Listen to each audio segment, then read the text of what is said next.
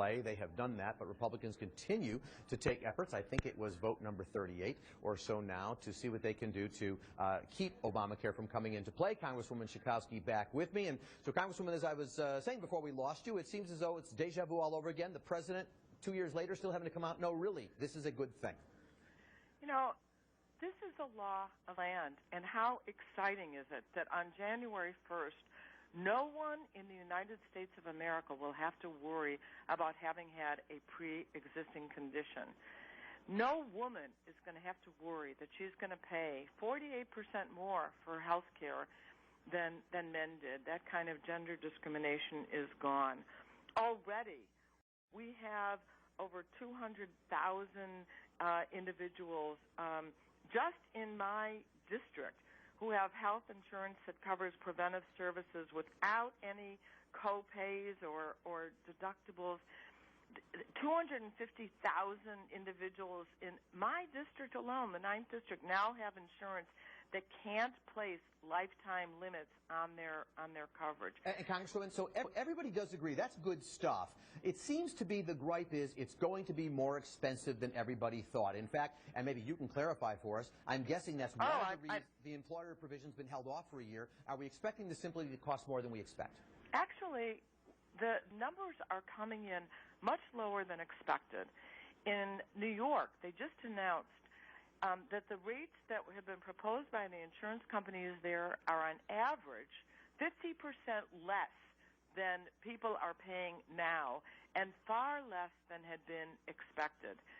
People also have to remember that there's going to be subsidies up to $96,000 in income. People are going to continue, families are going to will get subsidies from the government to help them pay for their health care. And these lower numbers are not just in New York, but around the country. We have seen that insurance companies are actually coming in with lower competitive prices in order to get their share of the market. Is it my imagination? It seems that the blue states want to play along and are saying good things. As you say, New York, I think California has found similar things, some other states, Massachusetts. And yet, some of the red states, they're the ones crying this isn't going to work. So I'm assuming this really remains a political issue. It's no question a political issue. And I have to tell you, one of the things that has really aggravated me the most, the Senators McConnell and Cornyn, for example, sent a letter to the commissioners of all the major sports in our country telling them not to participate in encouraging people to enroll for Obamacare, for the Affordable Care Act. Imagine, this is not, they call it a controversial issue, but it's the law of the land upheld by the Supreme Court and can be a blessing to families in our country. And they don't want sports teams to be encouraging people just to enroll in the program. And indeed, I think Senator McConnell spoke to that. One of the comments he made was the government is spending all of this money on advertising to get people to like Obamacare. And I think McConnell went on to say maybe they should just realize people don't want this plan and they should scrap it. Again, that ever-present request. You know, people do want to have health insurance. They want to have health coverage.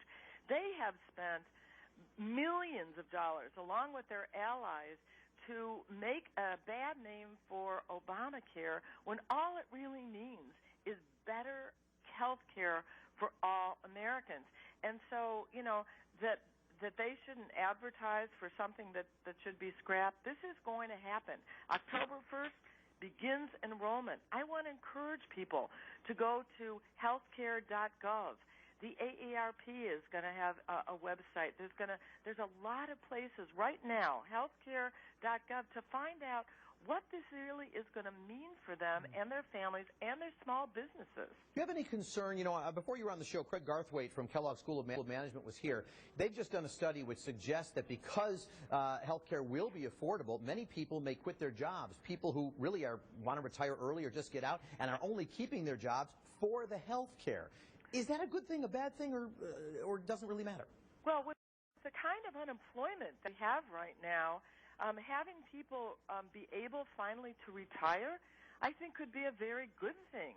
so that younger workers can actually find jobs in the marketplace. So, and many people are locked into a job that they don't want to be in. They're going to be able to be entrepreneurs, or they're going to be able to actually get the job that they've been dreaming about or apply for those jobs. So I think job lock is a bad thing, and that there are many advantages to have some people retiring. Just very briefly, do you expect after the October 1st date kicks in, enrollment kicks in, at some point do Republicans in the House just stop bringing up this, bill to kill Obamacare? I hope that, because members of Congress are going to have people coming to them asking for help. Are they really going to say, oh, go away, this is a bad idea, I'm not going to help you get health care? I don't think so.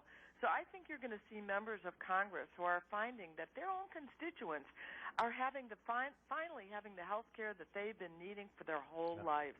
All right, Congresswoman Jan Schakowsky, Democrat from the 9th District of Illinois, thanks so much for being with me as always.